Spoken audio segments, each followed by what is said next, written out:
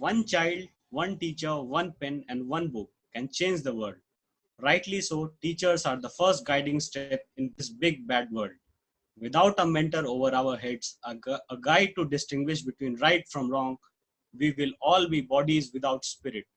नमस्कार मित्रों, प्रेम से ओतप्रोत शिक्षक, अनुशासन और वात्सल्य रूपी करुणा के प्रतीक, आदर्शवान एवं बहुआयामी प्रतिभा के धनी प्रोफेसर श्री प्रकाश सिंह सर आज हमारे बीच ऑल इंडिया डिबेटिंग सोसाइटी के मंच पर उपस्थित हैं, जो कि मेरे मार्गदर्शक और गुरु भी हैं। और मैं यह धृष्टता और खुद को उस योग्य ना समझता हूं और ना ही मानता हूं कि आदरणीय सर के बारे में कुछ कह सकूं। विद्यार्थी जीवन में गुरु की भूमिका वही है जो एक कुम्हार की होती है। विद्यार्थी कच्ची मिट्टी का ढेला होता है, गुरु जिसे जीवन लक्ष्य प्राप्ति की ओर प्रवृत्ति करता है। जिस प्रकार शब्द से अर्थ को और अर्थ से शब्द को, शरीर से प्राण को और प्राण से शरीर को पृथक नहीं किया जा सकता, उसी प्रकार हम राष्ट्र को भी शिक्षक से पृथक नहीं कर सकते और ना शिक्षक को राष्ट्र से। A leader is one who lights the path to the impossible and takes those who follow to great heights. It is a privilege and immense honor to start our program by calling upon our wings of fight, our pillar of strength and our constant source of motivation, Professor Shri Prakash Singh sir. Sir, आपका हमारे मंच पे तहे दिल से स्वागत है। धन्यवाद रोशन। ऑल इंडिया डिबेटिंग सोसाइटी के इस मंच पर आकर मुझे प्रसन्नता हो रही है।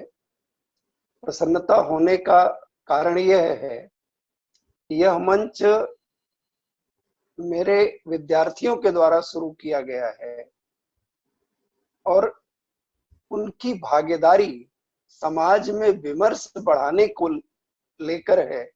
इस नाते मैं ऑल इंडिया डिबेटिंग सोसाइटी को बहुत बहुत साधुवाद देता हूं। रोशन को, जगन्नाथ को, शिवेंदु को, सुदर्शन को बहुत बहुत धन्यवाद देता हूं कि उन्होंने इस डिबेटिंग सोसाइटी के माध्यम से आप सबके बीच कुछ बातें रखने का अवसर दिया है। जो विषय उन्होंने तय किया था वह विषय है आत्मनिर्भरता, Atmanirbhar Bharat in New India from the prism of Gandhi and Pandit Deendayal Upadhyay. यानी इस विषय में 4 विषय शामिल हो गए। पहला विषय न्यू इंडिया, दूसरा विषय आत्मनिर्भरता और तीसरा विषय गांधी जी की दृष्टि और पंडित दीनदयाल उपाध्याय जी की दृष्टि। जब हम किसी महापुरुष की चर्चा करते हैं तो चर्चा करते वक्त हमारा प्रयास रहता है कि हम उस महापुरुष के विचार को पूरी तरह से स्थापित कर दें। लेकिन समाज की परिस्थितियां, राष्ट्र की परिस्थितियां अपना संदेश स्वयं दे रही होती हैं। इस नाते उन महापुरुषों के विचारों में भी संशोधन की गुंजाइश बन जाती है। और पंडित दीनदयाल उपाध्याय ने तो बहुत स्पष्टता से कहा था, स्वदेशी को युगानुकूल बनाना और विदेशी को स्वदेशानुकूल बनाना। यानी उन्होंने विदेश से या बाहर से आई हुई ज्ञान की परंपरा का निषेध नहीं किया, ज्ञान का निषेध नहीं किया, सिर्फ इतनी सी ही शर्त रखी कि उस ज्ञान को स्वदेश के अनुकूल कैसे ढाल लिया जाए, अपने राष्ट्र के अनुकूल कैसे ढाल लिया जाए, अपने समाज के अनुकूल कैसे ढाल लिया जाए। और जब मैं पंडित दीनदयाल जी का स्मरण कर रहा था तो मुझे गांधी जी के भी शब्द याद आ रहे थे, जब गांधी जी कहते हैं कि हमें अपने घर की खिड़कियों और दरवाजों को खोल कर रखना चाहिए, जिससे नए विचार वायु की तरह, ऑक्सीजन की तरह हमें सिंचित करते रहें। लेकिन हमें अपने ऊपर भी ध्यान रखना चाहिए कि वह प्रवाह यानी वे तेज हवाएं हमारी जड़ से हमको काट ना सकें, यानी हमको अपरूट ना कर सकें। तो आप देखिए, दोनों ही महापुरुष स्वदेश को महत्व दे रहे हैं, स्वदेश के चिंतन को महत्व दे रहे हैं, स्वदेशी चिंतन को युगानुकूल बनाने की बात कर रहे हैं और अपनी जड़ों पर टिके रहने की बात कर रहे हैं। दुर्भाग्य से जब हम चर्चा करते हैं तो चर्चा की प्रामाणिकता के लिए जब तक दो चार विदेशी विद्वानों का मत ना आ जाए तब तक वो चर्चा प्रामाणिक नहीं लगती। अगर मेरे उद्धरणों में दो चार विदेशी उद्धरण ना आए तो लगता है कि कोई शोधात्मक बात हमने कही ही नहीं। तो पहली बात, एकेडमिक्स की भी आवश्यकता यही है कि हमें अपने उद्धरणों पर ज्यादा भरोसा करना होगा, अपने अनुभवों पर ज्यादा भरोसा करना होगा और जो अपनी विरासत है उस विरासत को युग के अनुकूल ढालना होगा। और यदि हम यह कर सके तो हम मां भारती की बहुत बड़ी सेवा कर सकेंगे। मित्रों, जब मैं ये बात कर रहा हूं तो इस चर्चा में एक अवसर मैंने अपने लिए ढूंढा। बहुत दिन से मेरा मन था कि मैं अपने ग्राम्य समाज की चर्चा करूं कि गांव पहले कैसा होता था, कैसे वो आत्मनिर्भर होता था, कैसे बदलाव आए, गांव की जो विरासत थी वो कैसे शहरीकृत व्यवस्था ने धीरे धीरे खत्म कर दी, जो रिश्ते गांव समाज में थे उन पर इसने कैसे चोट की। मेरा मानना है कि प्रत्येक गांव 20 साल 30 साल पहले के गांव के बारे में सोचें तो आपको मिलेगा कि प्रत्येक गांव अपने आप में आत्मनिर्भर गांव था और उस गांव में अपनी जरूरत की चीजें वह गांव किसी न किसी रूप में पूरा कर लेता था, चाहे उसकी जरूरतें खाद्यान्न को लेकर के हों, चाहे वस्त्रों को लेकर के हों, चाहे छोटी मोटी तकनीक से जुड़ी हुई हूं या क्षेत्रीय बाजारों की जो जरूरत है वह गांव अपने आप में पूरा करने में सक्षम था। लेकिन उस गांव में जब से शहरीकृत व्यवस्था ने अपना दखल बनाया तो गांव का जो अपनत्व था अपनी जमीन से, अपने समाज से, वह धीरे धीरे खत्म होता चला गया। और जब मैं कह रहा हूं खत्म होता चला गया तो मुझे गांधी जी का एक खूबसूरत सा वाक्य याद आ रहा है जो उन्होंने 1920 में यंग इंडिया में कहा था, अपनी मिट्टी और पृथ्वी यानी जमीन को खोदने के तरीके को भूलना शायद खुद के अस्तित्व को भूलना है। अब जरा सोच करके देखिए, हमने बड़ी तेजी से भौतिकता की अंधी दौड़ में छलांग लगाई और अपनी मिट्टी को भूल गए। अपनी मिट्टी काली है, अपनी मिट्टी लेटराइट है, अपनी मिट्टी बलुअर है, अपनी मिट्टी कौन कौन सी फसलों का उत्पादन करती है, उसमें उपजाऊ शक्ति किसके लिए है, वह भी भूल गए। और अधिक से अधिक हमारी उपज बाजार की उपज बन सके सिर्फ उसकी तरफ ध्यान देना शुरू किया। नतीजा, उस बाजार की उपज की अधिकता ने उस किसान की कमर तोड़ दी जिसने अपनी मिट्टी से अपना जीवन सींच रखा था। तो इस नाते गांधी को फिर से पढ़ने की जरूरत है, गांधी को फिर से इवेलुएट करने की जरूरत है। तो ग्राम्य समाज के बारे में क्या सोच रहे हैं। मैं गांधी का उदाहरण लेता हूं, आर्थिक स्वतंत्रता, पंचायती व्यवस्था, ग्राम्य स्वराज, आत्मनिर्भर ग्राम्य स्वराज, ग्राम संचालित अर्थव्यवस्था, पशुपालन, कुटीर उद्योग, विकास में किसान की सहभागिता, ऐसे तमाम विषय हैं जो गांधी को देखते हुए हमारे समक्ष आते हैं। और ये सभी विषय आत्मनिर्भर ग्राम्य समाज की कल्पना करते हैं, आत्मनिर्भर भारत की कल्पना करते हैं। हमने बाजारीकरण के इस दौर में, वैश्वीकरण के इस दौर में जो अपना मूल था, उस मूल को छोड़ दिया। आप स्वयं सोच करके देखें कि खाद्यान्न की आवश्यकता सबको है, लेकिन क्या हम और हमारा परिवार या हमारा ग्राम्य समाज अब कृषि व्यवस्था की तरफ उद्यत है? कृषि करना चाहता है, उत्पादन करना चाहता है। उसको अपने खेतों में काम करना बड़ा नीरस लगता है, बड़ा उसको लगता है कि बहुत छोटा सा काम है। लेकिन वही शहरों में आकर के छोटी मोटी नौकरी करके उस नौकरी देने वाले व्यक्ति के ऊपर पूरी तरह से निर्भर रह करके अपना जीवन यापन करने लगता है। निसंदेह कुछ भौतिकतावादी ताकतें उसकी जरूरतों को पूरा करती हैं, उसके जीवन में कुछ सकारात्मक कदम भी उठाती हैं।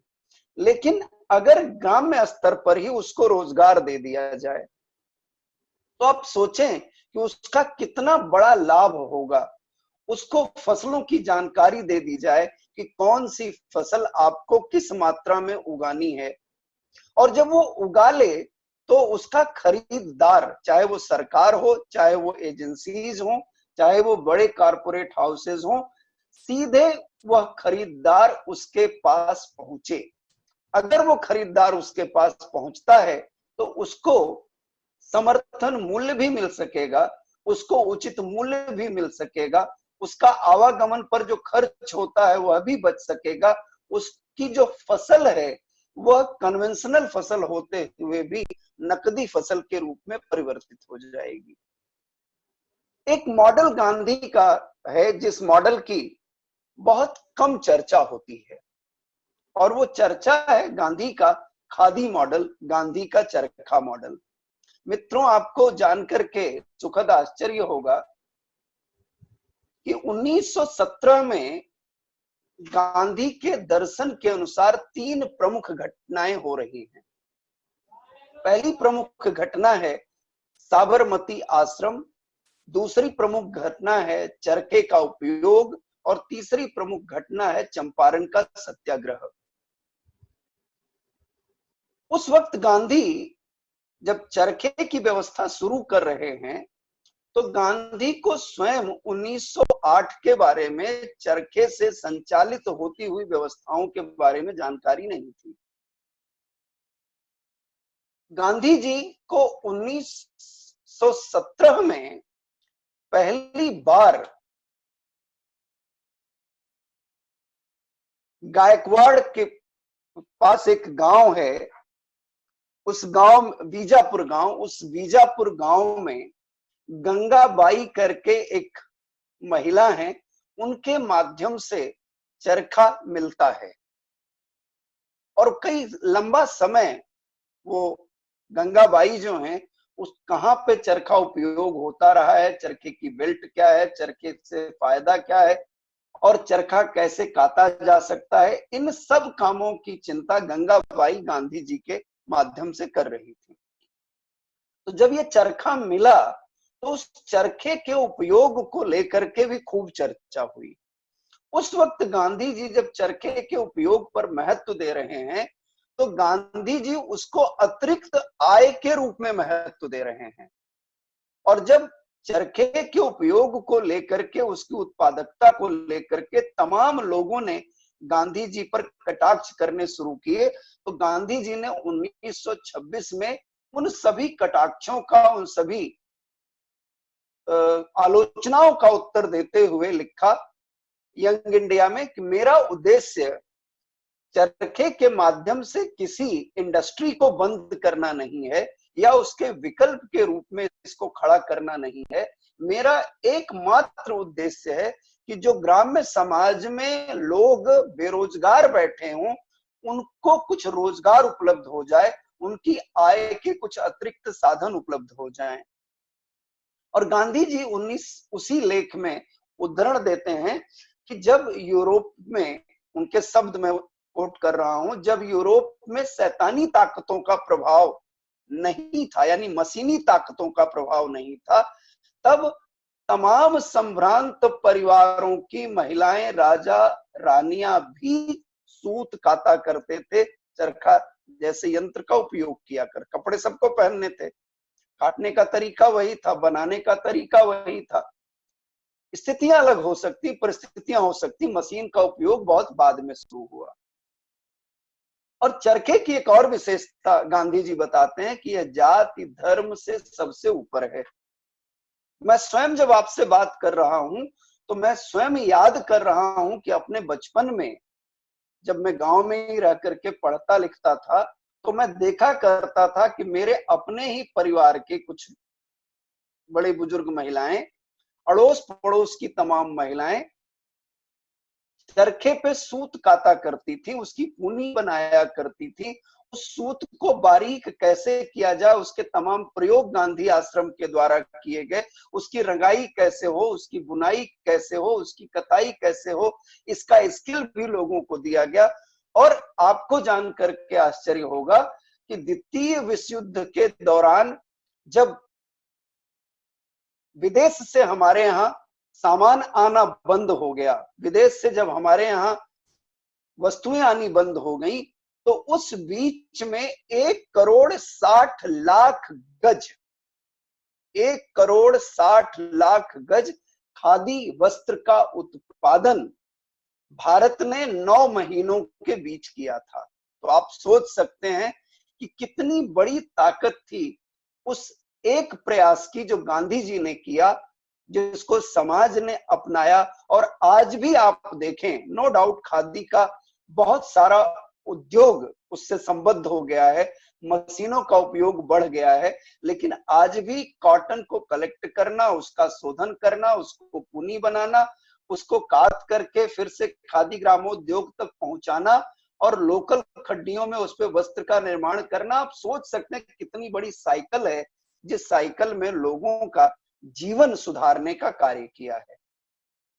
निसंदेह भौतिकता की दौड़ ने, शहरीकरण की दौड़ ने तमाम लोगों को इस तरह के कामों से च्युत किया है, इस कामों से दूर किया है। और जब मैं ये बात कह रहा हूं तो गांधी जी तत्कालीन परिस्थितियों में जब आश्रम व्यवस्था शुरू कर रहे हैं, तो वो शिल्प और कौशल को, दोनों को बहुत महत्व दे रहे हैं कि आज जब हम आत्मनिर्भर भारत की बात कर रहे हैं, तो क्या हम उन शिल्प की तरफ वापस जा सकते हैं, क्या उन कौशलों को फिर से लोगों को बता सकते हैं। आपको जानकर के सुखद आश्चर्य होगा कि जो भारत सरकार के द्वारा स्मॉल स्केल इंडस्ट्रीज के द्वारा जो स्किल के कोर्सेज चलाए जाते हैं, उनकी संख्या, ये बहुत पुराना आंकड़ा, करीब 5-6 साल पुराना आंकड़ा मुझे याद आ रहा है, नया आंकड़ा मैंने देखा नहीं है। उस वक्त वो 260 कोर्सेज चला रहे थे स्मॉल स्केल इंडस्ट्री में, सिल्क को लेकर के, कौशल को लेकर के, कि कौशल विकास कैसे हो, उसके लिए प्रयास किया गया। और मंत्रालय के द्वारा, सरकार के द्वारा जो प्रयास किया, उसमें 260 विधाएं उन्होंने तय की थी, जिनकी ट्रेनिंग वो दे रहे थे, और इस तरह की ट्रेनिंग बहुत से क्षेत्रों में दी जा रही है। तो मैं रिलेट करना चाहूंगा कि न्यू इंडिया, स्वदेशी स्टार्टअप इंडिया, मुद्रा योजना, ये जो सारे प्रकल्प वर्तमान सरकार के द्वारा पिछले चरण में किए गए थे, पिछले कार्यकाल में किए गए थे, उनको विस्तार देने की जो व्यवस्था है, उस पर लगातार काम हो रहा है। और मेरा मानना है कि गांधी जी का जो स्वप्न था कि किस तरह से हम भारत में, अगर बड़े उद्योग लगाने हैं तो भारत में लगे, टाइप्स करने हैं तो भारत में लगे, मशीन का ट्रांसफर हो तो भारत के लिए हो, उसकी उपयोगिता हो तो भारत के लिए हो। तो ये सारे कार्य जो इस सरकार ने करने शुरू किए, उन कार्यों में भी उसी आत्मनिर्भरता की वानगी हमको देखने को मिलती है। गांधी के ही माध्यम से मैं आप लोगों के सामने कहना चाहता हूं कि जब तक जमीन का स्वामित्व स्पष्ट नहीं होगा, जब तक भूमिहीन किसान के लिए रोजगार के संसाधन तय नहीं होंगे, जब तक उसे ग्राम्य स्तर पर ही रोजगार नहीं मिलेगा, जब तक किसान को उचित मूल्य नहीं मिलेगा, जब तक सिंचाई की उचित व्यवस्था नहीं होगी, जब तक उस किसान को स्वदेशी जनित बीज उपलब्ध नहीं होगा। स्वदेशी जनित बीज में इसलिए कह रहा हूं कि बीटी या जो आजकल तमाम प्रायोगिक तौर पर जो बीज लाए जाते हैं, वो एक सीजन के बाद दूसरे सीजन में इस्तेमाल नहीं होते हैं। यानी किसान को फर्टिलाइजर भी खरीदना पड़ रहा है, किसान को वो बीज भी खरीदना पड़ रहा है, और अगले सीजन में वो किसान फिर से कंपनियों पर निर्भर हो जाता है, क्योंकि वो बीज का इस्तेमाल नहीं कर पाता है, वो उगता ही नहीं है। प्रोडक्टिविटी जो है फर्टिलाइजर बेस्ड हो गई है, केमिकल बेस्ड चीजें हमको भोजन में उपलब्ध हो रही हैं। तो ये सारे ऐसे मापक हैं जिन्होंने हमारी जीवन दृष्टि को बदल दिया है।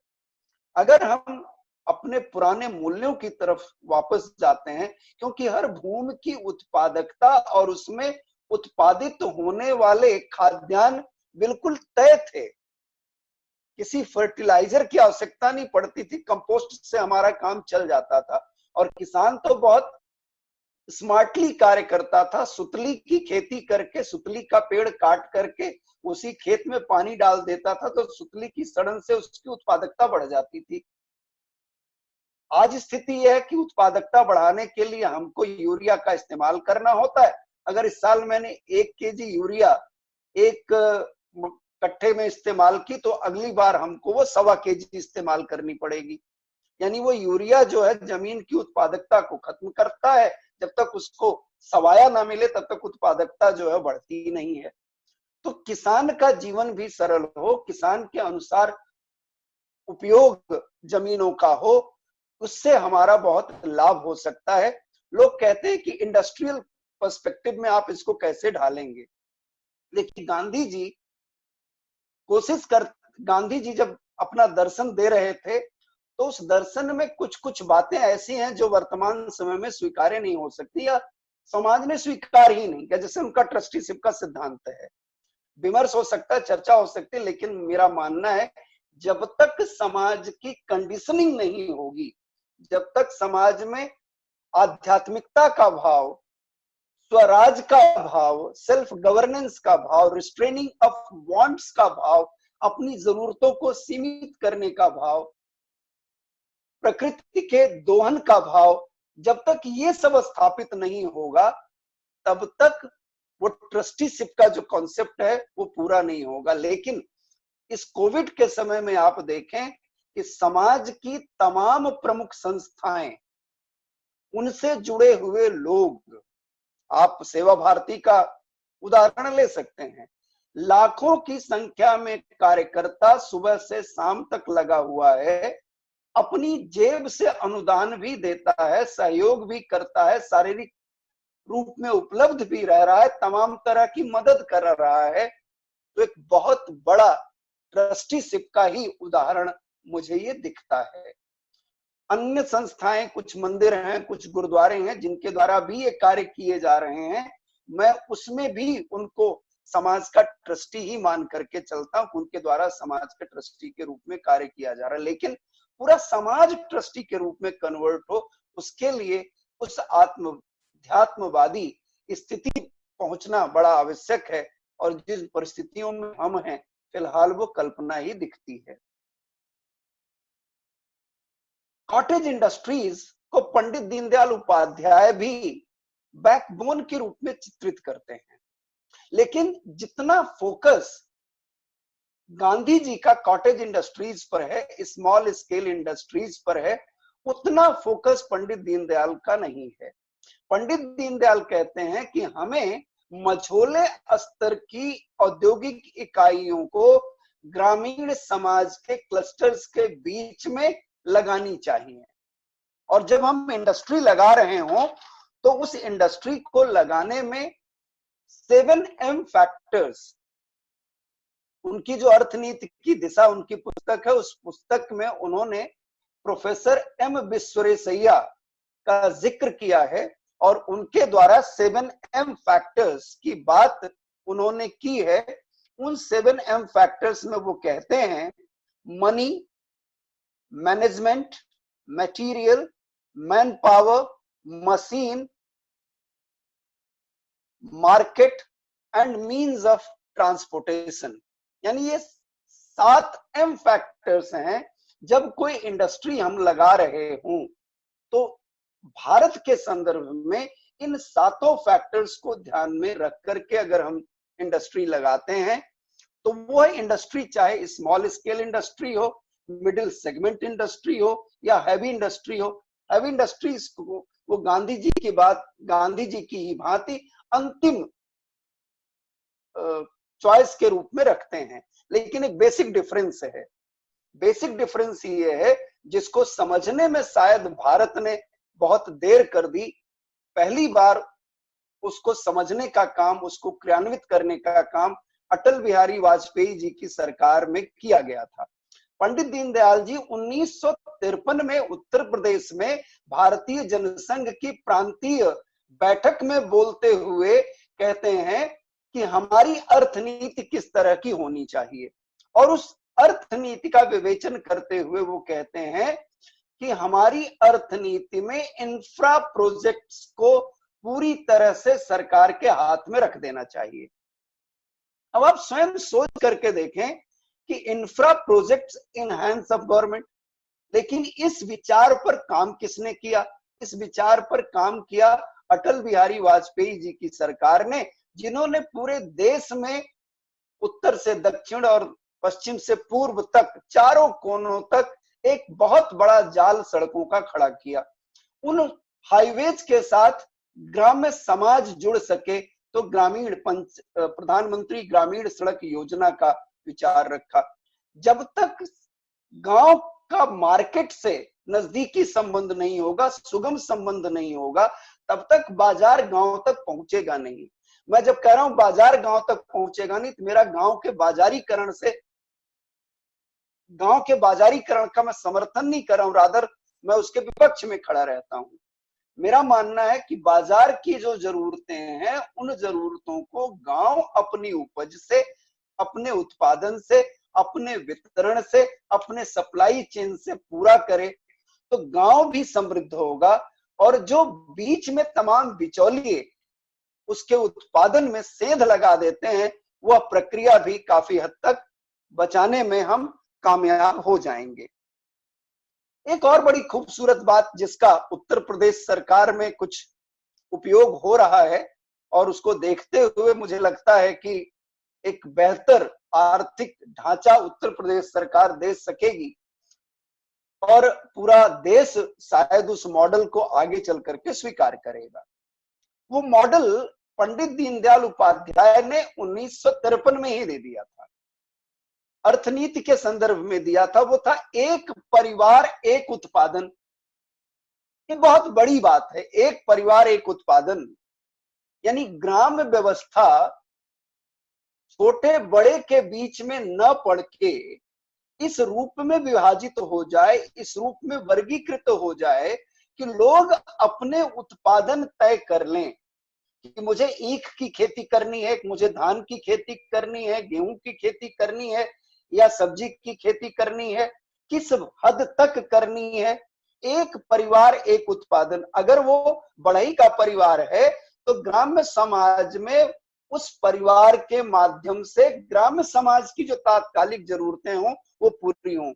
और मैं जब आपसे बात कर रहा हूं तो मुझे याद आ रहा है उस ग्राम्य जीवन में बढ़ई भी बटे होते थे, नाई भी बटे होते थे, कामगार भी बटे होते थे कि ये मेरा मजदूर, ये मेरी प्रजा। ये मैं ये नहीं कहता कि उस सामंतवादी व्यवस्था की तरफ चले जाएं, उनको दूसरे के लिए काम करने का अवसर ना मिले, लेकिन जब वो बंटवारा हो गया था कि ये मेरा है तो वो उसके जीवन का, उसके भरण पोषण की जिम्मेदारी भी तथा संबद्ध परिवार उठाया करते थे। और जब खलिहानी की फसल की खलिहानी होती थी, अंतिम दौर होता था, अनाज को अपने घरों तक लाए जाने की व्यवस्था होती थी, तो सभी परिवारों के द्वारा उन पर निर्भर कर रहे स्किल बेस्ड परिवारों की चिंता भी की जाती थी, उनकी जरूरतों को भी पूरा किया जाता था। तो दीनदयाल उपाध्याय कहते हैं कि एक परिवार एक उत्पादन।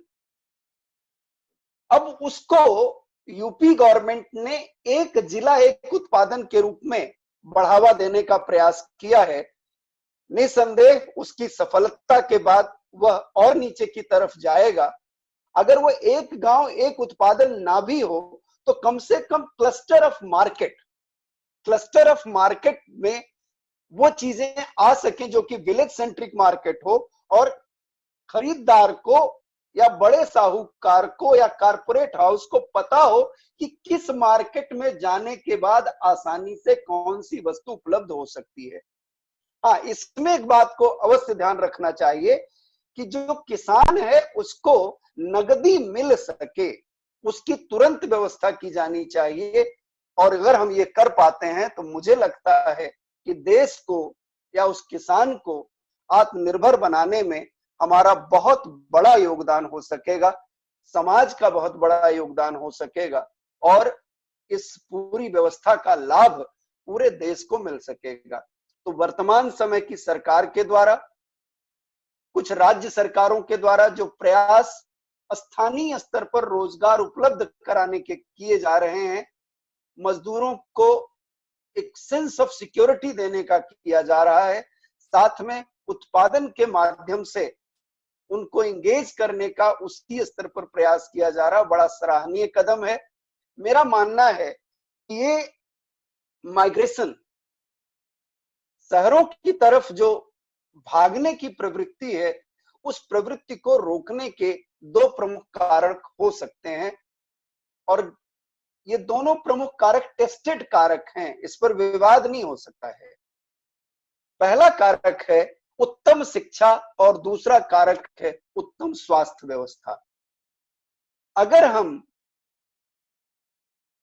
छोटे कस्बों तक भी अच्छी स्कूली व्यवस्था, अच्छी विश्वविद्यालयी व्यवस्था दे सके और उन हाथों को रोजगार दे सके, हाथों को काम दे सके, तो निसंदेह हमारा देश आत्मनिर्भर बनेगा। आत्मनिर्भर बनाने में एंटरप्रेन्योरशिप की बहुत बड़ी भूमिका होती है कि आप रोजगार प्रदाता बनेंगे या रोजगार करने वाले बनेंगे, नौकरी करने वाले बनेंगे। ये भारतीय राजनीति में शायद अटल बिहारी वाजपेयी जी का ही साहस था कि उन्होंने लाल किले के प्राचीर से बोलते हुए कहा था कि मेरा प्रयास रहेगा कि हम भारत में एंटरप्रेन्योरशिप को पैदा कर सके जो नौकरी देने की स्थिति में हो। और जब वर्तमान केंद्र सरकार ने मुद्रा योजना शुरू की तो उसके पीछे भी वही सोच थी कि हम तमाम लोगों को उद्योगों की तरफ उन्मुख करें, उत्पादन की तरफ उन्मुख करें, वो यूनिट्स बना सकें, उत्पादन कर सकें, 10-20 लोगों को रोजगार दे सकें, जिससे उनका अपना जीवन स्तर तो सुधरे ही, अन्य लोगों का भी जीवन स्तर उस व्यवस्था में सुधरे। सिर्फ अब जो स्टार्टअप्स सोचने की जरूरत है, जो नए उद्योगों को लगाने की सोचने की जरूरत है, उन सब में 7 प्रिंसिपल्स ऑफ प्रोफेसर विश्वेश्वरैया को याद रखना चाहिए, और वो कैसे ग्राम में जीवन के साथ जुड़ सके, कैसे क्लस्टर्स, विलेज क्लस्टर्स में मार्केट का विकास हो सके, कैसे परचेजिंग पावर बढ़ाई जा सके, कैसे किसान की जेब मजबूत की जा सके। अगर इन सभी कारकों पर हमने ध्यान देना शुरू किया तो विश्वास मानिए कि आने वाले कुछ ही वर्षों में भारत पुनः आत्मनिर्भर हो सकेगा। जब मैं पुनः आत्मनिर्भर कह रहा हूं तो मेरा ध्यान एंगस मेडिसन की रिसर्च की तरफ जाता है, जो कहता है कि 1757-58 तक भारत का पूरी दुनिया की जीडीपी में 24 से 28% तक योगदान था। कभी चाइना हमसे ऊपर होता था, कभी हम चाइना से ऊपर होते थे। आखिरी उदाहरण देता हुआ, अटल बिहारी वाजपेयी जी के जमाने में जब एनडीए की पहली सरकार बनी थी तो प्लानिंग कमीशन के द्वारा ग्रामीण इकोनॉमी को कैसे बढ़ाया जाए, कैसे उसकी ताकत को बढ़ाया जाए, कैसे किसान की ताकत को बढ़ाया जाए, इस पर एक मेजर रिसर्च हुई थी और 2 प्रोडक्ट उन्होंने उस वक्त पायलट प्रोजेक्ट के रूप में आइडेंटिफाई किए थे। एक था झटरोफा और दूसरा था बांस। आपको जानकर के आश्चर्य होगा कि बांस में ये डीएन तिवारी की रिपोर्ट्स हैं दोनों, जो कि प्लानिंग कमीशन की पुरानी वेबसाइट से 2004, 2002, 2003 के दौर की रिपोर्ट्स हैं, वो मिल जाएंगी। तो वो उन्होंने बताया उस रिपोर्ट में कि बांस जो है उसको निर्मली भी कहते हैं, और बांस जहां उसको गंदे से गंदे तालाब में लगा दीजिए, जहां किनारे पर बांस लगता है, उस जगह का पानी जो है वह निर्मल होना शुरू हो जाता है, साफ होना शुरू हो जाता है। इस नाते उस पौधे को निर्मली का भी पौधा कहा जाता है। तो बांस का उत्पादन पूरी दुनिया में सबसे अधिक जो है वो चाइना करता है, और चाइना का जो हस्तक्षेप है विश्व बाजार में लगभग 28% का है।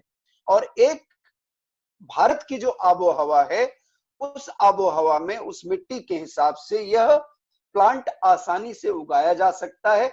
हम में से जो लोग ग्राम्य समाज से जुड़े हुए हैं वो सोच करके देखें तो अपने गांव में भी तमाम बांस के पेड़ ऐसे ही उग जाते हैं, और वो देर सवेर हमारी आवश्यकताओं की पूर्ति कर रहे होते हैं। चाहे वो घर बनाने में इस्तेमाल हो, चाहे छप्पर बनाने में इस्तेमाल हो, चाहे उसका लुगदी बनाने में इस्तेमाल हो, चाहे पेपर इंडस्ट्रीज के लिए इस्तेमाल हो, वो सारे काम उसके माध्यम से होते थे। तो एक ऐसा पौधा, सिर्फ एक उदाहरण दे रहा हूं, ऐसे बहुत सारे उदाहरण दिए जा सकते हैं, एक ऐसा पौधा जो हमारी इकोनॉमी को भी बढ़ा सकता था, कोई किसान का खर्च नहीं होना था। अगर वो किसी पोल्यूटेड वाटर बेस के किनारे लगा दिया जाए तो वो पानी धीरे धीरे निर्मल होने लगता था, मछलियों के जीवन के लिए बड़ा उपयोगी हो सकता था, पशुओं पक्षियों के लिए उपयोगी हो सकता था, उसको भी हमने उपेक्षित कर दिया। तो तमाम समस्याएं हैं, उन समस्याओं को केंद्र में रख करके पुनः शोध की आवश्यकता है, पुनः सोचने की आवश्यकता है। अगर हमने सोचना शुरू किया तो हम मान सकते हैं कि आने वाले वर्षों में भारत का जीवन, ग्राम्य जीवन सुखद होगा, और हम अपनी बहुत सारी जरूरतें अपने लोकल स्तर पर ही पूरी कर सकेंगे, और फिर अपने लोकल के लिए हम वोकल भी हो सकेंगे। मैं अब अपनी वाणी को विराम दे रहा हूं। निसंदेह कुछ प्रश्न विद्यार्थियों के, कुछ भागीदार जो अन्य लोग हैं उनके भी होंगे। इस डिबेटिंग सोसाइटी के माध्यम से प्रश्नों का स्वागत है। जिन जिन का प्रश्न है, सागर आप स्टार्ट कीजिए प्रश्न पूछना। Good afternoon sir. सर मैं सागर कुमार मिश्रा हूँ। मेरा प्रश्न यह है कि सर आपने, हेलो सर, मैं सुन रहा हूं, बोलिए। आपने यंग इंडिया के बारे में जिक्र किया और उसमें एक बहुत अच्छा कोट निकाला महात्मा गांधी का, जो बहुत इंस्पिरेशनल है कि अपनी मिट्टी और जमीन को खोजना, खुद के अस्तित्व को खोजना है जी। तो यह सर, जैसे मैं तो बिहार से बिलोंग करता हूँ, बिहार किस प्रकार से अपने आप को, अपनी मिट्टी को खोजे, अपनी जमीन को खोजे कि वो जो है वह डेवलप कर सके, क्योंकि जितने भी इंडेक्स आते हैं, जितने भी सारी चीजें आते हैं, उसमें सब में बिहार पीछे है, और बहुत सारे लोग बिहार से माइग्रेट होकर दूसरे स्टेट जाते हैं वर्क करने के लिए। तो मैं चाहता हूँ सर कि आप इस प्रश्न पर कुछ रोशनी डालें। देखिए, लगभग 30 करोड़ लोग इस देश के तमाम जगहों पर जा करके कार्य करते हैं, और उसमें लगभग 3.5 करोड़ लोग जो हैं वो माइग्रेटरी लेबर है, जो अपना स्थान समय, कालखंड और जरूरत के अनुसार बदलता रहता है। और उस माइग्रेटरी लेबर में बहुत बड़ा योगदान बिहार का और उत्तर प्रदेश का है। आप स्वयं सोच करके देखिए कि हरित क्रांति हुई, उसका सीधा लाभ पंजाब और हरियाणा को मिला, और अभी जब तमाम प्रवासी मजदूर, पहली बात तो इस प्रवासी शब्द से मुझे बड़ी चिढ़ है, ये सभी भारतीय समाज का अंग है, इनको प्रवासी क्यों कहना? ये हमारे मजदूर बंधु हैं, इनको सिर्फ मजदूर आप कहिए। इन्हीं मजदूरों को रोकने के लिए अमरेंद्र सिंह पंजाब के मुख्यमंत्री ने मोदी जी को पत्र लिखा और उसमें लिखा कि वर्तमान समय में पंजाब को 10 लाख मजदूरों की आवश्यकता है, कृपया आप ऐसी ट्रेन चलवाएं जिससे यूपी और बिहार से जो मजदूर चले गए वो पुनः वापस आ सकें। तो जब मैं आपसे ट्रस्टीशिप की बात कर रहा था, तो अगर पंजाब ने या हरियाणा ने, वहां के जमींदारों ने, वहां के साहूकारों ने या उन उत्पादक जिनके बड़े बड़े खेत हैं, उन सबों ने ट्रस्टीशिप की भूमिका निभाई होती, तो आज फिर उनको इस तरह का प्रश्न ना तो उठाना पड़ता ना प्रयास करना पड़ता। तो एक तो ट्रस्टीशिप की जो भूमिका है उसको नए परिदृश्य में परिभाषित करने की आवश्यकता है। बिहार की जमीनों के बारे में, उसके प्रोडक्टिविटी की नेचर के बारे में मेरी जानकारी बहुत कम है, लेकिन मैं उत्तर प्रदेश, पूर्वी उत्तर प्रदेश का जो कुछ अनुभव है वो आपसे साझा कर सकता हूं, और वो अनुभव सभी क्षेत्रों पर, सभी भारतीय भूभाग पर वो अप्लाई किया जा सकता है। मान लीजिए कि एक मिट्टी जो है वो काली है, तो काली मिट्टी में कपास की खेती बहुत अच्छी होगी, काली मिट्टी में गेहूं की खेती बहुत अच्छी होगी, लेकिन काली मिट्टी में धान की खेती उतनी अच्छी नहीं होगी। इसी तरीके से जैसे संडीला है, यूपी में एक जगह संडीला है, संडीला की मूंगफली बहुत प्रसिद्ध है, वाराणसी का पान बहुत प्रसिद्ध है, कलान एक जगह है उसका पान बहुत प्रसिद्ध है। आप कलान में जाएंगे तो तमाम लोगों के टीलों पर अपने खेत हैं पान के, और उस क्षेत्र का सबसे धनाढ्य व्यक्ति जो है वो चौरसिया समाज है। तो कहीं पर मूंगफली बहुत अच्छी पैदा होती है, कहीं पर आलू बहुत अच्छा पैदा होता है, कहीं पर अरहर बहुत अच्छी पैदा होती है, कहीं पर पानी की समस्या है तो वहां दालें और तिलहन बहुत अच्छा होगा, कहीं पर सिंचाई की व्यवस्था नहीं है तो बाजरा बहुत अच्छा पैदा होगा। तो आप ये देखें, आज जब हम अच्छा उत्तम गेहूं खाने की आटा खाते हैं तो वो मिश्रित किया हुआ होता है, उसमें कुछ चना मिश्रित है, कुछ बाजरा मिश्रित है, कुछ दालें मिश्रित हैं, और जब वो पीस करके दे दिया जाता है तो कहा जाता है मल्टीग्रेन। मल्टीग्रेन का जो ब्रेड है सुबह जिस पर हम स्लाइस के तौर पर इस्तेमाल करते हैं वो 75 रुपए का पैकेट है, और जो सामान्य आटे का ब्रेड है वो 25 रुपए का है। तो आप सोचिए, किसान वही है, उत्पादक वही है, एक व्यक्ति बाहर से आया, उसने अपना दिमाग लगाया, उसको मल्टीग्रेन बना दिया। जो चीज हमको 10 रुपए में उपलब्ध हो सकती थी वो 75 रुपए में उपलब्ध हो रही है। गांव समाज में अगर आप याद करें, अपने पेरेंट्स से पूछेंगे तो आलू के सीजन में आलू के चिप्स बना बना करके डब्बों में रख लिए जाते थे, और वो महीनों इस्तेमाल किए जाते थे, विशेष करके जब रिश्तेदार या कुछ लोग परिवारों में आते जाते थे। आज हम सब के सब अंकल चिप्स पर शिफ्ट कर गए हैं।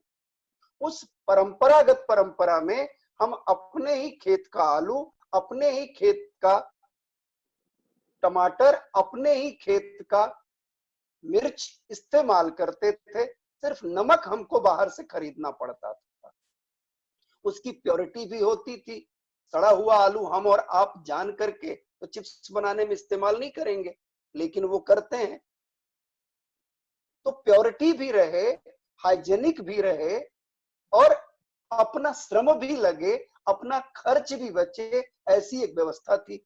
और उस पूरी व्यवस्था में जितना मुझे ग्राम्य समाज की समझ है, मुझे नहीं लगता है कि 1 किलो पर मुश्किल से 5 रुपए का खर्च आता होगा। आज हम अंकल चिप्स का 38 ग्राम का पैकेट खरीदते हैं तो 20 रुपया देते हैं। तो आप सोचिए, 38 ग्राम का पैकेट यानी 380 ग्राम, यानी पूरा 500 ग्राम भी नहीं, कितने रुपए किलो हमने खरीदा, यानी 750 ग्राम हमको खरीदना तो 200 रुपए किलो हमने खरीदा, 280 रुपए खरीदा, सॉरी 380 रुपए खरीदा। तो आप सोच लीजिए कि हम इन मशीनी जगत की वस्तुओं पर निर्भर होकर के किस तरह से अपनी जो ताकत है उसका क्षरण कर रहे हैं और किस तरह से अपने स्वास्थ्य के साथ भी समझौता कर रहे हैं। धन्यवाद। दिग्विजय, अगला प्रश्न आपका। अनम्यूट कर। सर नमस्ते। जी बोलिए दिग्विजय। सर मेरा प्रश्न ये है कि जैसे आपने कहा कि अभी वर्तमान राजनीतिक नेतृत्व जो है, चाहे केंद्र सरकार हो या यूपी सरकार या अन्य कई राज्यों में है, वो इस तरीके के यूपी काम कर सरकार रहे के हैं साथ आप जिससे उड़ीसा को स्वदेशी। भी जोड़ सकते हैं, अच्छा काम कर रहे हैं।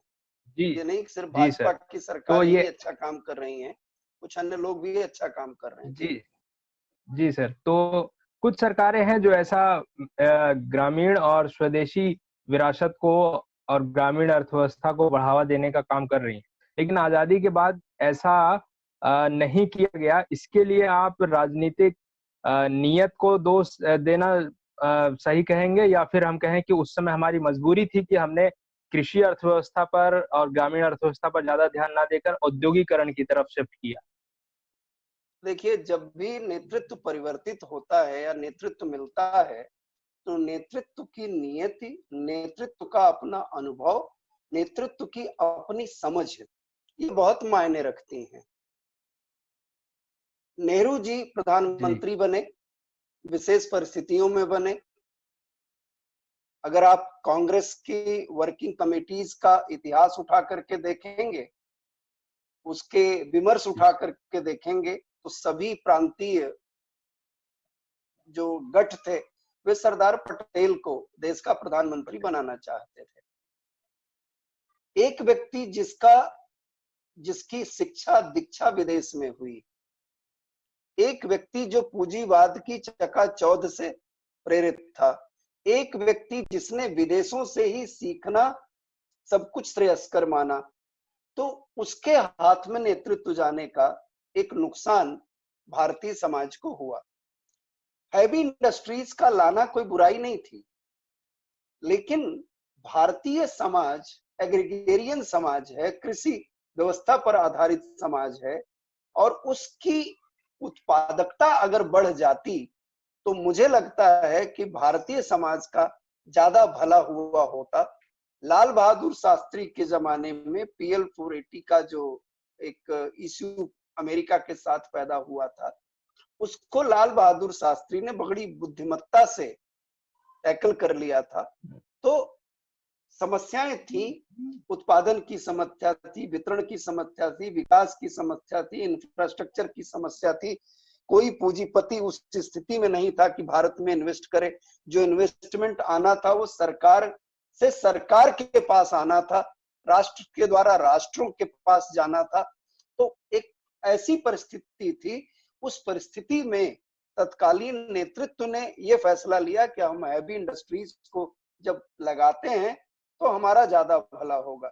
जबकि दीनदयाल उपाध्याय कहते हैं कि ये जो हैवी इंडस्ट्रीज हैं, इनमें इन ह्यूमन एस्पेक्ट भी इमर्ज करता है और डिक्टेटोरियल टेंडेंसीज भी इमर्ज करती हैं, क्योंकि सब कुछ मैकेनिकल होता है। उस मैकेनिकल चक्र से बाहर आप कुछ भी कर नहीं सकते हैं। तो इस नाते उस वक्त शायद स्वदेशीयता पर, स्वकीयता पर बहुत बल नहीं दिया गया। जी सर। जया, अगला प्रश्न आपका। नमस्ते सर, सबसे पहले तो आपका बहुत बहुत धन्यवाद सर, आपने इतना व्यापक विमर्श हम सबके समक्ष रखा, बहुत ही सुंदर वर्णन किया सर। धन्यवाद जया। सर मेरा प्रश्न, मैं तो क्लास पढ़ा रहा हूँ भाई, बस इतना ही समझ सर एकदम हमें एकदम पुराने क्लासेस की याद आ गई सर। बोलिए सर। प्रश्न ये है कि दीनदयाल उपाध्याय का अर्थ दर्शन जो था सर, वो आत्मनिर्भर भारत के लक्ष्य प्राप्ति के लिए मानवीय आवश्यकताओं के नियमन पर ज्यादा जोर देता था सर। परंतु वर्तमान दौर में हम अगर देखें तो सर, ये वैश्वीकृत युग का दौर चल रहा है, जहां पर परस्पर निर्भरता को ज्यादा बढ़ावा दिया जा रहा है। तो सर, इसमें भारत का ये आत्मनिर्भर बनने का जो कॉन्सेप्ट है सर, ये कहाँ तक व्यवहारिक है इस समय? चलिए, बहुत अच्छी बात है। आप मुझे ये बताइए कि आपको किन किन क्षेत्रों में विदेश की आवश्यकता पड़ती है ना? जी सर। जो हमारे दैनिक जीवन के उपयोग की वस्तुएं हैं, क्या उसमें हमको अगर विदेशी हस्तक्षेप या विदेशी वस्तुएं न मिले तो क्या हमारा जीवन नहीं चलेगा? हमारा जीवन आसानी से चल सकता है। हम सुबह उठते हैं, हमारी जो रूटीन लाइफ है उसमें टूथपेस्ट से लेकर के भोजन तक की जो शाम तक की आवश्यकता, जरा उसका विमर्श करिए, उस पर सोचिए। आपको कहीं से भी किसी विदेशी संस्था की आवश्यकता ही नहीं है। हमारे यहाँ पहले दातून होते थे, दातून खत्म हो गए, अब गांव गांव तक टूथपेस्ट पहुंच चुका है, गांव गांव तक ब्रश पहुंच चुके हैं। 1990 के दशक में जब लिबरलाइजेशन शुरू हुआ, तब स्वदेशी जागरण करने वाले तमाम कार्यकर्ता, तमाम नेता, तमाम लेखक, तमाम विचारक इस बात पर जोर दे रहे थे कि जिन वस्तुओं का उपयोग हमारे दैनिक जीवन में होता है, उन वस्तुओं को उत्पादित करने में एमएनसीज की भूमिका नहीं होनी चाहिए।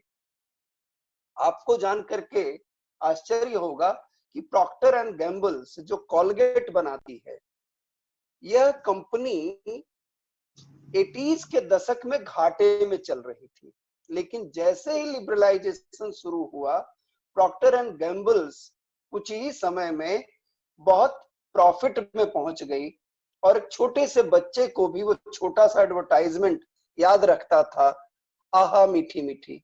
यानी वो जो छोटा बच्चा है, देखिए कंपनियां बड़ी कंज्यूमरिस्ट हैं, ये कैसे अपना कंजम्पशन बढ़ाएं, इस पर बड़ा ध्यान होता है। उन्होंने कॉलगेट के साथ वो अच्छा मीठी मीठी कह दिया, तो बच्चों ने टूथपेस्ट ज्यादा लगा करके ज्यादा खाना भी शुरू कर दिया। हेल्थ पर क्या असर पड़ा किसी को नहीं पता, आंत की कितनी बीमारियां हुई किसी को नहीं पता। नो डाउट बहुत टेस्ट के बाद ये सारी चीजें बनाई जाती हैं, लेकिन सभी अवयवों पर उसका असर नहीं पड़ेगा, ऐसा नहीं था। तो कई बार हम एडवर्टाइजमेंट से बहुत प्रेरित हो जाते हैं, कई बार वस्तु की उपलब्धता से बहुत प्रेरित हो जाते हैं। आप और हम सिर्फ इतना कोशिश कर लें कि जब हम किसी बाजार में कोई वस्तु खरीदने जाएंगे, तो खरीदते वक्त इतना ध्यान रख लें कि ये क्या भारत में उत्पादित है, क्या इसका भारत में उत्पादन हुआ है, या इसकी पैकेजिंग भारत में हुई है। इतना भी आप ध्यान कर लोगे और भारत की वस्तुओं को खरीदना शुरू कर दोगे, तो आप अपने छोटे मझोले किस्म का जो व्यापारी है, जो ट्रेडर है, जो प्रोड्यूसर है, उसकी बहुत मदद कर सकोगे।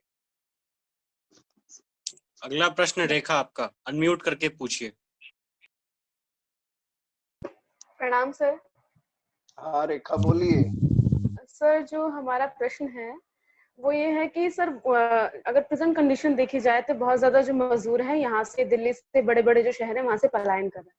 तो सर ऐसी जो आत्मनिर्भरता का अभी जो मोदी जी का भाषण हुआ था उसमें आत्मनिर्भरता की उन्होंने बात की, तो सर प्रश्न यही है कि ऐसी स्थिति जब जो मजदूर समाज है उसके सामने जब उनके जीवन संकट का प्रश्न उसके समक्ष खड़ा है, तो ऐसे में आत्मनिर्भरता की बात करना मतलब किस हद तक मतलब प्रासंगिक है, और ये क्या ऐसा नहीं प्रतीत होता है कि जिसके लिए जीवन के लिहाजे पड़े हुए हैं उनके लिए ये कहा जाए कि अब हम आत्मनिर्भर भारत की बात कर रहे हैं?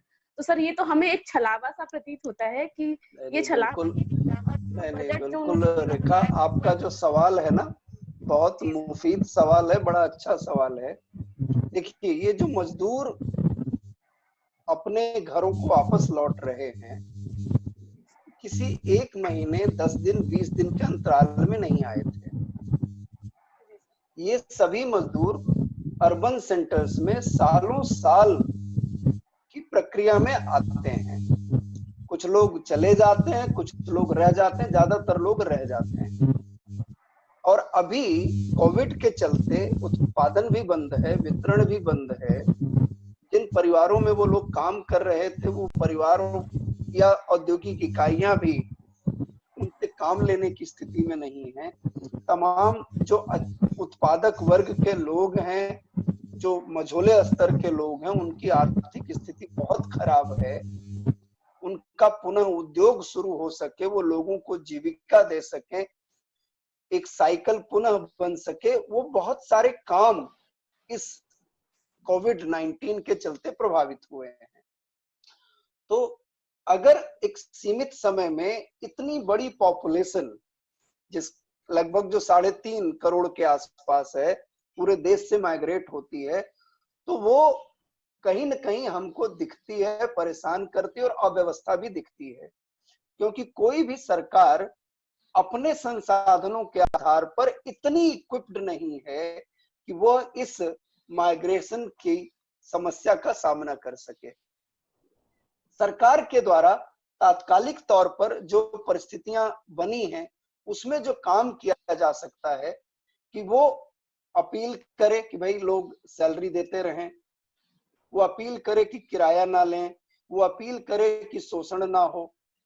लेकिन इसी समाज में तमाम लोग उनका शोषण भी करते हैं और इसी समाज में तमाम लोग उनकी मदद भी करते हैं। सरकार का जहां तक प्रश्न है, सरकार किसी की भी सरकार हो, हर सरकार की अपनी एक सीमा होती है। उस सीमा के तहत ही ऐसा नहीं हो सकता कि सरकार हर व्यक्ति को पकड़ पकड़ करके उसके बैंक अकाउंट में या उसके संसाधनों में अपनी तरफ से पैसा डालना शुरू कर दे। आप देखें, जैसे लॉकडाउन में थोड़ी सी ढील मिली, शराब के ठेके खुले, तो उतनी ही लाइन लग गई जितनी कि आनंद विहार और बस अड्डों पे लग रही थी, लगभग उतनी ही लाइन लग गई। जबकि वो सब संभ्रांत लोग हैं, उनके दाम बढ़ा दिए गए, तब भी खरीदना शुरू किया। तो निसंदेह एक बहुत बड़ा संकट है ये, जिसमें माइग्रेटरी लेबर जो है उसके साथ दिक्कतें आ रही हैं, कहीं पर इनह्यूमन कंडीशंस का भी उनको सामना करना पड़ रहा है। लेकिन सरकार के माध्यम से या जो भी सरकारें हैं, उनके माध्यम से वो स्थानीय स्तर पर ही काम पा सकें, वो स्थानीय स्तर पर ही सुरक्षित रह सकें, वो स्थानीय स्तर पर ही व्यापार कर सकें। अगर वो स्थितियां पैदा हो जाती हैं तो वो धीरे धीरे उन्हीं को कंट्रीब्यूट करेगा और शहरों पर जो दबाव बढ़ जाता है वो दबाव धीरे धीरे कम होना शुरू हो जाएगा। तो आत्मनिर्भर भारत की बात करना वो छलावा नहीं है, वो भविष्य की योजना है। लेकिन कोई भी उत्पादन करने वाली बड़ी इकाई एक दिन में या 2 दिन में नहीं पैदा होती है, उसको बनाने में समय लगता है। तो निसंदेह उसके समक्ष समस्या है, उस समस्या का निदान उसको पैसा दे देना भी नहीं है, क्योंकि पैसा अगर दे दिया 1 महीने 2 महीने में वो खत्म हो जाना है। फिर उसको रोजगार चाहिए, रोजगार वो शहर की तरफ अब आना नहीं चाहेगा 2, 4, 6 महीने। तो ऐसी परिस्थिति में उसको ग्राम्य स्तर पर ही, चाहे वो हाईवेज पर, चाहे वो सड़कों पर, चाहे किसी कंस्ट्रक्शन साइट पर उसको काम मिल सके, तो मुझे लगता है कि उसको ज्यादा मुफीद रहेगा, उसके लिए ज्यादा बेहतर रहेगा। और ये जो आत्मनिर्भरता की प्रक्रिया है, ये अनवरत रूप में चालू रखनी पड़ेगी। वो कोई एक दिन का विषय नहीं है। कोई समाज, कोई राज्य, राष्ट्र 1 महीने में, 4 महीने में या 1 साल में आत्मनिर्भर नहीं बनता है। उसको आत्मनिर्भर बनने में दशक लग जाते हैं। ये प्रक्रिया शुरू हुई है, इसका लाभ आने वाले वर्षों में, 3-4 वर्षों में समाज को मिलना शुरू होगा। अब मैं आमंत्रित करूंगा जगन्नाथ जी का, सर को धन्यवाद अर्पण करें। जो रोशन ने धन्यवाद कहा है, लेकिन मैं धन्यवाद के साथ साथ प्रार्थना भी कहूंगा, क्योंकि धन्यवाद तो उसका करते हैं जिससे शायद एक बार मेहमान के रूप में जिसका आना हुआ हो। पर सर तो ऐसे है कि हमें सतत सर के मार्गदर्शन की, सर के आशीष की आवश्यकता है। तो मैं सर इस मंच पे आप आए, आपने इतना बेहतर सर, और आप जैसे जब शिक्षक किसी भी विषय पर बोलते हैं सर, तो वो अतुलनीय और अद्भुत इसलिए होता है क्योंकि उसमें सिद्धांत भी होते हैं, फैक्ट्स भी होते हैं, और व्यवहारिकता के धरातल पर उनका समन्वय कैसे किया जा सकता है इसका भी ज्ञान होता है। तो मुझे लगता है कि आज हमने जो सुना और जब हम इसका टेलीकास्ट करेंगे तो ऑल इंडिया डिबेटिंग सोसाइटी के माध्यम से हमारे जितने भी लोग सुनेंगे, एक बहुत ही अलग जानकारी, एक बहुत ही अलग अनुभव जो कि किताबों की दुनिया में शायद कभी हमें प्राप्त नहीं हो सकती, वो आज आपने दिया सर। तो आपका हृदय से आभार सर। और मैं यही प्रार्थना करूंगा कि आप इसी प्रकार आप हमें आपका आशीष, आपका मार्गदर्शन ऑल इंडिया डिबेटिंग सोसाइटी को और हम सभी छात्रों को यूं अनवरत मिलता रहे सर। परमात्मा की कृपा आप पे सदैव बनी रहे। शुभकामनाएं। बहुत बहुत धन्यवाद सर आपका हृदय से। धन्यवाद जगन्नाथ, आपकी पूरी टीम को बहुत बहुत साधुवाद। आप सभी सुरक्षित रहें, स्वस्थ रहें। बहुत बहुत धन्यवाद।